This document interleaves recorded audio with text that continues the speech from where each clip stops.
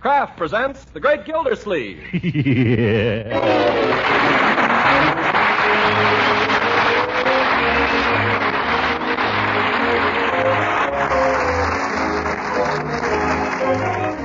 Kraft Cheese Company will also bring you Bing Crosby every Thursday night. Present each week at this time Harold Perry as The Great Gildersleeve, written by John Wheaton and Sam Moore. We'll hear from The Great Gildersleeve in just a moment. As you homemakers surely know, keeping a family well fed these days is no snap job, especially if you have a tight budget to contend with. But there are highly nutritious foods that are economical, too. And one of these foods certainly is wholesome parquet margarine, the delicious, nourishing spread for bread made by Kraft. You see, parquet margarine is an economical source of important food elements. It's one of the best energy foods you can serve. And besides, it's a reliable year-round source of vitamin A because summer and winter, every pound contains 9,000 units of this important vitamin. Now, parquet margarine is no ordinary margarine. Parquet margarine is made by Kraft to the same high standards as all of Kraft's fine foods. You'll find Parquet's quality is reflected in its delicate, appetizing flavor. So, for flavor, good nutrition, and economy, start serving Parquet margarine tomorrow. Yes, ask your food dealer for Parquet, P-A-R-K-A-Y. Parquet margarine made by Kraft.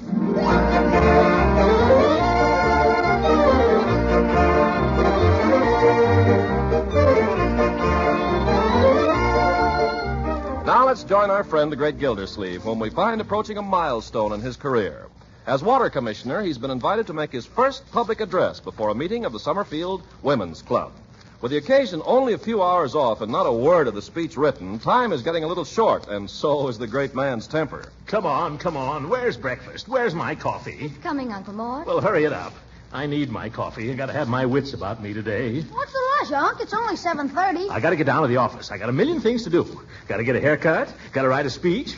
By the way, Marjorie, did you send my cutaway out to be pressed? Did you want it pressed? Oh, my goodness. But you didn't say you were planning to wear your cutaway. Well, I'm certainly not planning to address the women's club in my shorts. Oh.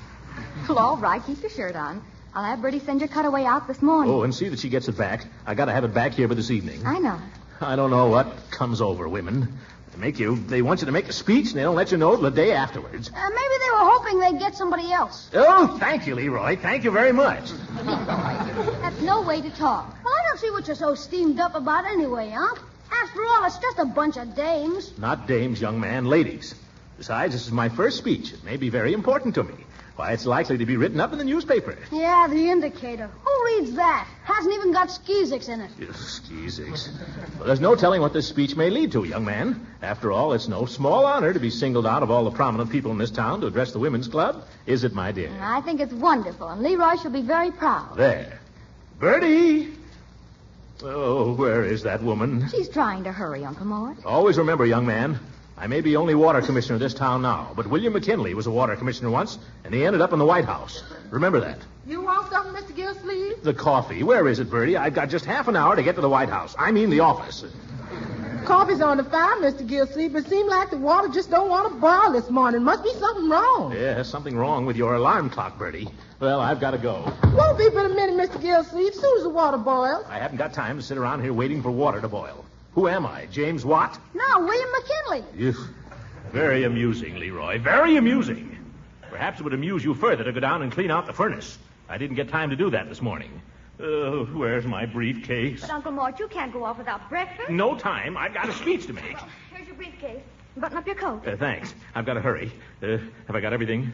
Where's my hat? On your head. Oh, pretty late. I guess I better drive down. Shall I back the car off here, Unc, shall I? Yes, do that. No.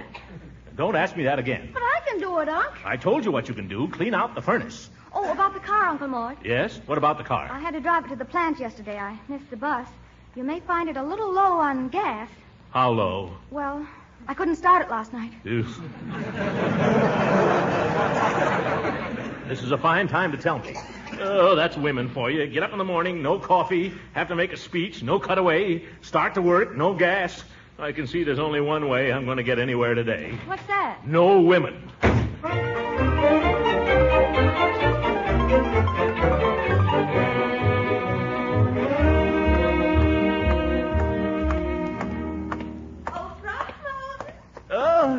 Hello, Leela. Goodness, are you leaving so early? Well, I was going down to the office to write my speech for tonight. You heard about my speech? Oh, yes, and I just know it's going to be wonderful, Throckmorton. Think of me being engaged to such an important man. But what I ran over for, have you seen the paper? Paper? No, I haven't had time. Well, I won't keep you but a minute, but there's something in it I think will interest you. Don't tell me they printed my picture. No, this is in the ads. Throckmorton, I know we weren't planning to get married for a while, but Hogan Brothers is having a sale of dining room suites. Oh, well, that's fine. Maybe we ought to look into that some other time. Oh, my goodness, I got to be going now, Leela. Well, I know you're terribly busy and all, but I thought if we just went down there this morning and looked, we wouldn't have to buy anything.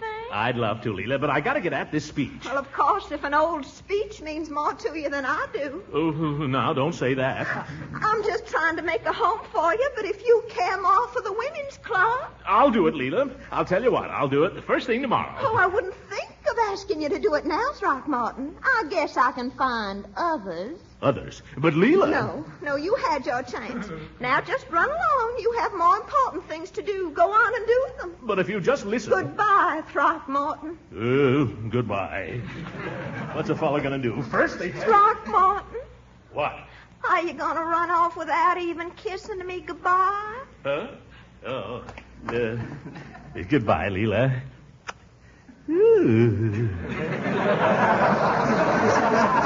Goodbye, honey.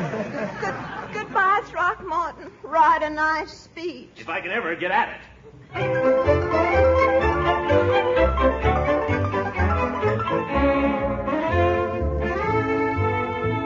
Well, what can I do for you today, Mr. Commissioner? Oh, just a haircut, Floyd. Make it a good one. That's the only kind we sell. I'm addressing the women's club this evening, so I'd like to look my best. Don't you worry. By the time you leave here, you look like Rudolph Valentino. Yeah. How have you been? Well, Floyd, did you ever have one of those days when women just seem to get in your hair? Did I? Now, you take this morning. I got up... This morning, take last night. I come home tired from work, and what do I find? No dinner. Wife got in just ahead of me, been out playing bridge all afternoon. Well, it was dearie this and dearie that, and you sit down and I'll warm you up some nice supper. By the way, I knew she'd lost. $1.15 to be exact. Well, it wasn't $1.15. It's the idea, you know.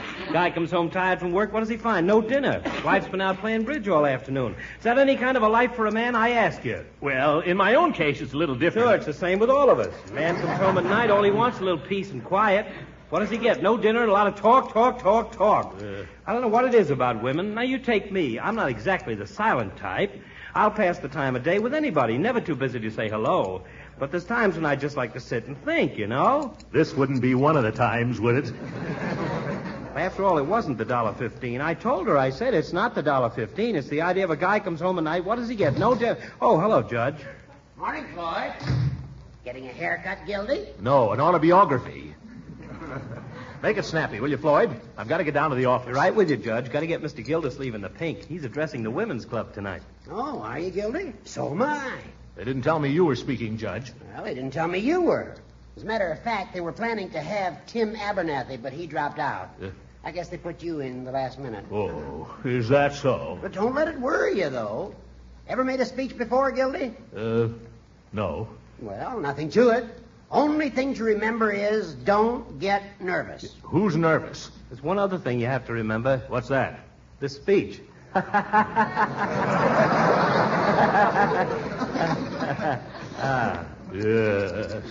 Haven't even written it yet. Well, what's worrying you? Have you got a topic? Certainly I've got a topic. Water in the war. What's worrying me is how to begin it. Once I get on water, I'm on solid ground. Well, there's one simple rule. It works like a charm. What's that? Always start your speech off with a good story. Do that, and you'll have the meeting out of your hand. Well, thanks for the tip, Horace. Never fails. I've seen it work in my own courtroom. Why, some of my verdicts have been greeted with actual applause. The judge has got the right idea. Send them up with a smile. Well, all I need now is a joke. Anybody know jokes? Oh, sure. A fella came in here just the other day, told me a nifty. Maybe you heard it. It's about this guy went down to his draft board and, but you couldn't use that at the women's club. Yeah, you have to be sure your joke is one that women will understand. Oh, they'd understand this one, all right.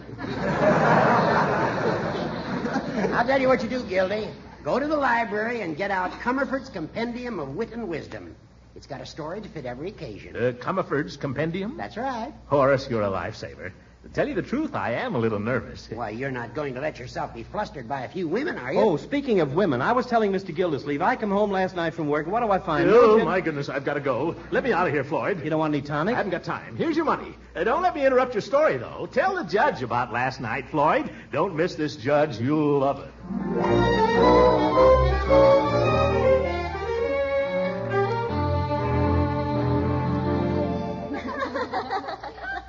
Imagine anybody named Throckmorton P. Gildersleeve. This must be it, though. It says water department on the door. It's locked. Maybe this is him coming. Well, good morning. Hello. You young ladies waiting to get in here? I think so. Are you Mr. Gildersleeve? Yeah, that's right. Did you advertise for a secretary? Oh, my goodness, yes, I forgot all about that. All three of you? Yes. I have a letter. Fine. Come in the office, won't you? Oh, the door's locked. Of course, silly of me. I locked it myself. See if I can find the key here now. Sorry to keep you waiting out here. As a matter of fact, I've been over to the library. We usually open here promptly at 9. There we are. Go ahead. After you. Thank you. Sit down, won't you? All of you. Well, I can see this is going to be a difficult choice. If you're all as talented and efficient as you are, let's get down to business.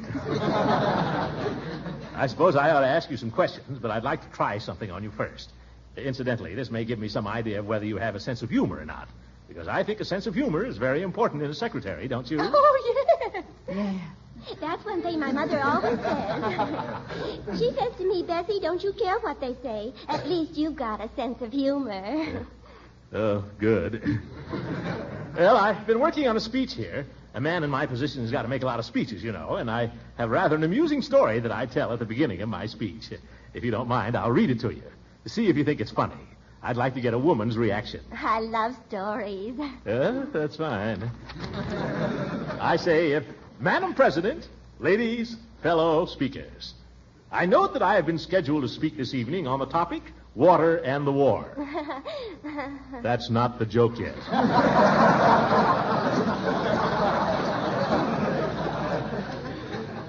Speaking of water, I am reminded of a seafaring man who, while traveling in the West Indies, purchased an expensive parrot as a present for his wife. Not yet. When he returned from his voyage, he inquired, "Well, dear, how is the bird I sent you?" To which she replied, "It was the toughest bird I ever ate."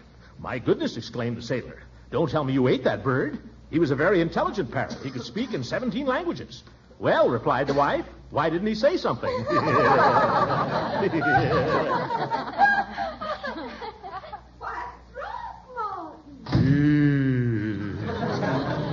Hello, Leela. Just telling a little story.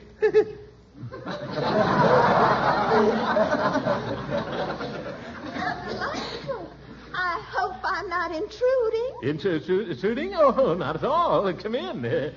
These young ladies were very kindly helping me with my speech. How nice. Honest, they were. Well, aren't you going to introduce us? Oh, well, I don't really know their names, as a matter of fact. I just found them here when I arrived this morning. I mean, they were waiting for me. Weren't you, girls? Yes, my name's Irene. Mine is Ethel. My name's Bessie. Oh, yes. Ethel, Irene, and Bessie. Yes, how do you do? My real name's Elizabeth, but my friends call me Bessie. Her real name's Elizabeth, but her friends call her Bessie. Look, girls, I wonder if I could ask you to come back a little later, after lunch. Sure, be glad to. Oh, gracious, don't let me stand in the way of your taking them to lunch, Throckmorton. Now, Leela, don't you misunderstand. Please, girls, after lunch. See you later, Mr. Gildersleeve. Leela? Yes, Throckmorton? Leela, say something. Don't just stand there and look at me like that. I can explain, Leela. It's not what it looks like. I was just trying to hire a secretary. Well, don't you believe me? Oh, yes, I believe you. Then what are you crying about? 'Cause I'm such a problem to you, Throckmorton. I don't want to be, but I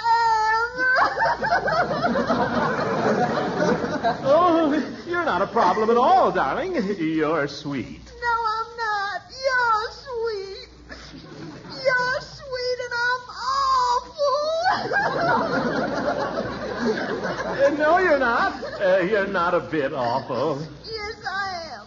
I'll come down here when you've got this big, long speech to write and everything.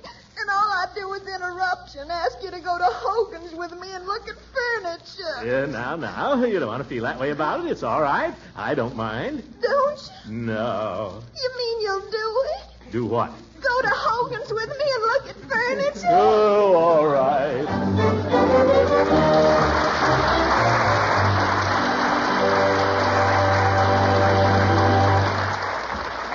The great Gildersleeve will be with us again in just a few seconds. You know, I take my hat off to you homemakers who have the knack of taking simple, everyday foods and making something pretty special out of them. That's an important knack to have these days, too. Well, here's a tip. You can add extra flavor to all kinds of foods with wholesome, economical parquet margarine, the delicious, nourishing spread for bread made by Kraft. You see, the delicate, appetizing flavor that makes parquet margarine such a delicious spread for bread makes it grand for cooking, too. Yes, let parquet melt over hot vegetables to make them extra tasty. Use parquet as a flavor shortening when you bake cookies or cakes and pie crusts. And use parquet for pan frying. It makes pan-fried foods taste better because it tastes so good itself. And besides, parquet margarine adds nourishment to meals. It's an excellent energy food that helps provide important vitamin A. So get acquainted with delicious, economical parquet margarine tomorrow. Just ask for Parquet. Parkay. Parquet margarine made by Kraft.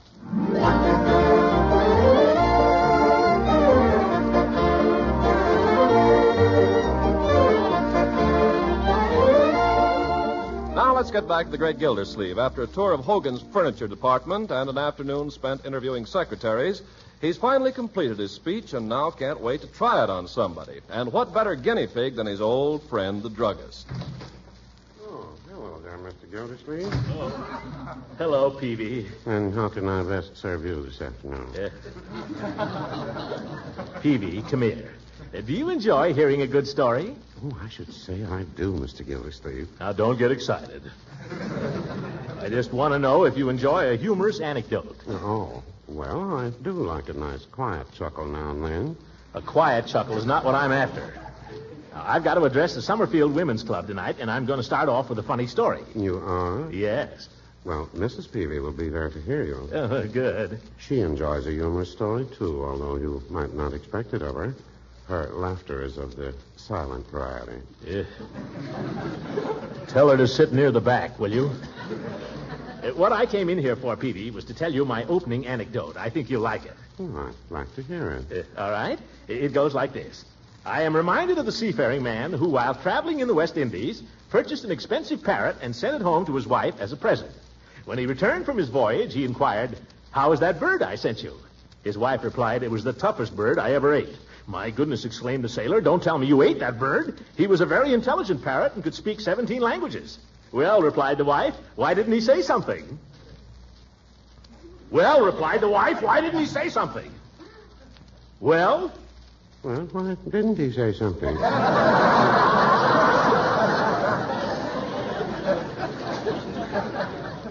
Peavy, telling a joke to you is like hollering it down a rain barrel. You have no sense of humor. Well, no, I wouldn't say that. I heard an amusing little thing just the other day.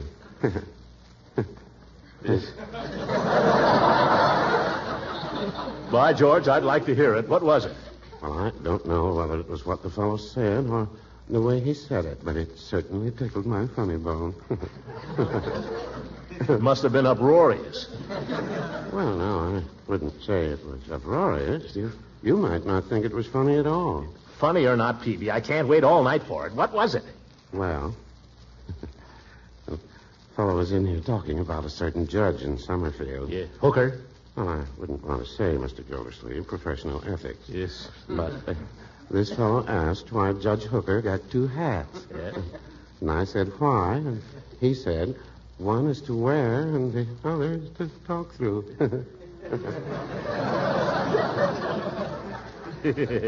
That's all right, Peavy. It's all right. Thank you, Mr. Gildersleeve.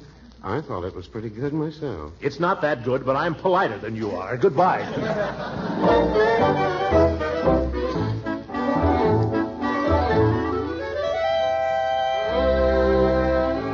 Hold your chin up, Uncle Mort.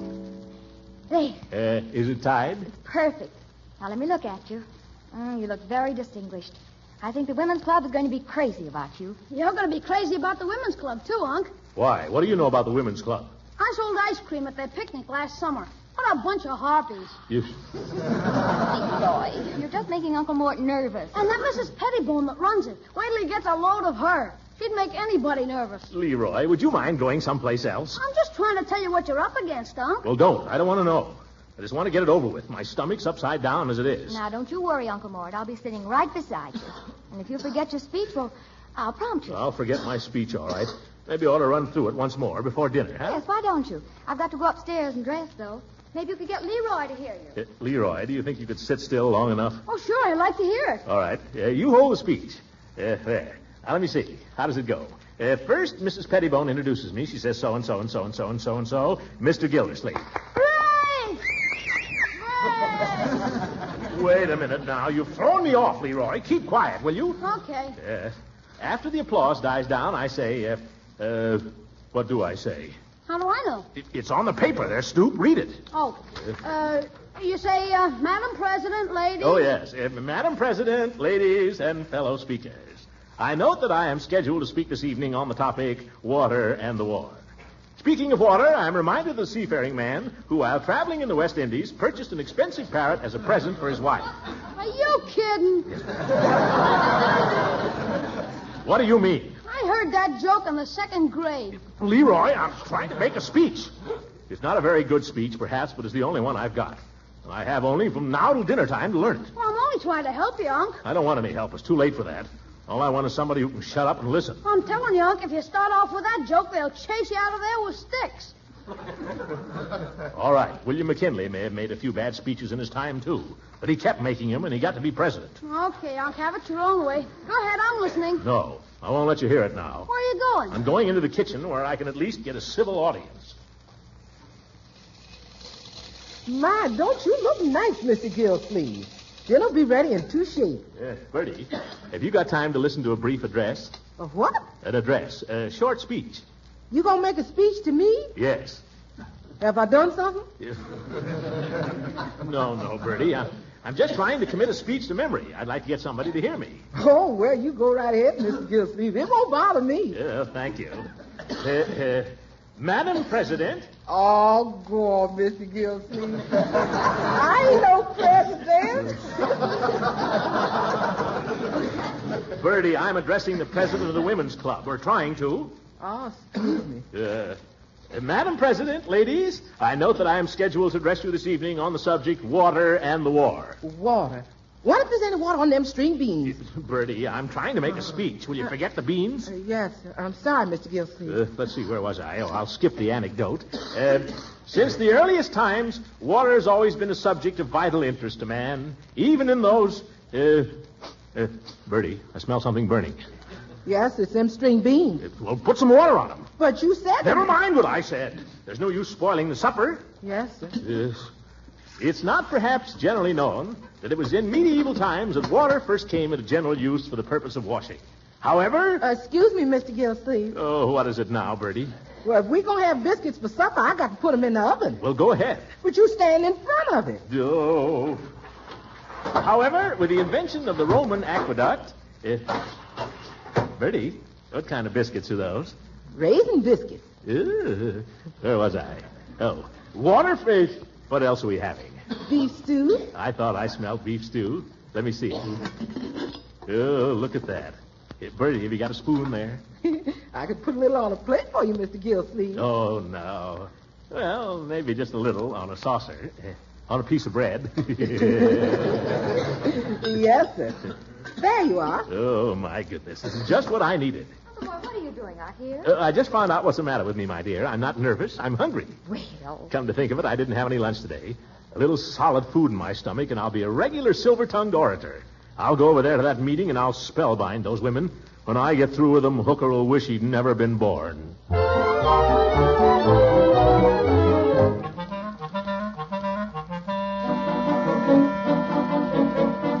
And so, ladies, I feel I can truthfully say that now, more than ever, it is the husband's duty to show his wife special consideration. Yeah, look at the old goat. Your turn next, Leonore. In conclusion, I am reminded of the seafaring man who, while traveling in the West Indies, purchased a very expensive parrot and sent it to his wife as a present. What's he... Hooker. When he returned from his voyage, he said to her, how is that bird? The bird? The old goat stole my story. Well, it's just a story.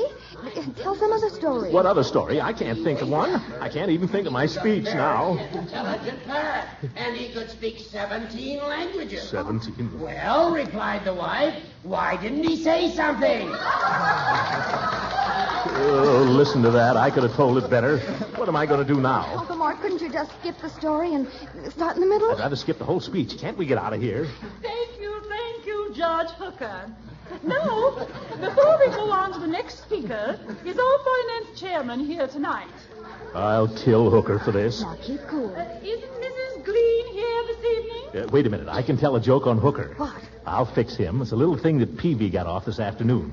Why does a politician have two hats? Yeah, fits Hooker perfectly, my dear. Well, I'm afraid our finance chairman isn't here, but I've seen her report, so I can tell you the wonderful news. For the year 1942, the club had the smallest deficit since 1939. I wish I had a drink of water. You'll be all right as soon as you get up there. Shh, here we go. Now watch me give it to Hooker Now, now. ladies, our last speaker of the evening. It is my pleasure to introduce one of the most important men in Summerfield's city administration, our water commissioner. Well. Mr. Gildersleeve is no ordinary politician. Incidentally, a politician, as you may have heard, is a man with two hats, one to wear and one to talk.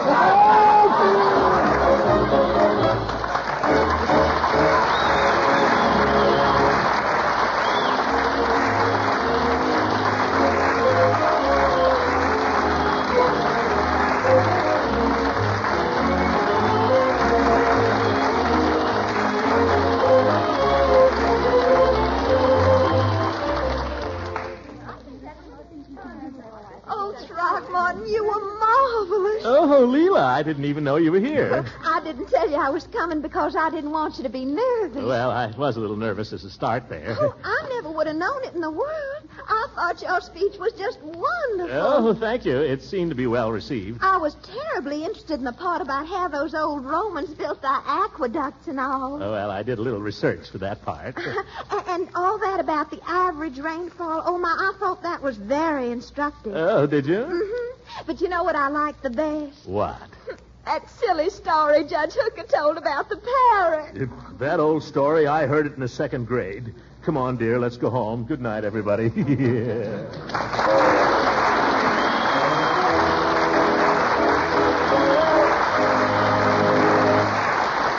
Original music heard on this program was composed and conducted by Billy Mills. This is Ken Carpenter speaking for the Kraft Cheese Company and inviting you to listen in again next week for the further adventures of the great Gildersleeve.